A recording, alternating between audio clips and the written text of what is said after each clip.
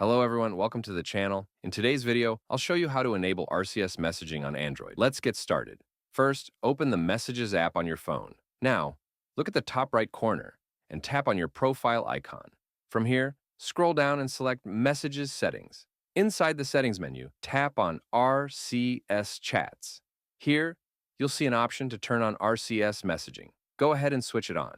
RCS, or Rich Communication Services, is basically an upgraded version of SMS. It lets you send messages over Wi-Fi or mobile data, share high-quality photos and videos, and even see when your message has been read. Once RCS is enabled, make sure to also turn on the option that says automatically resend as SMS/MMS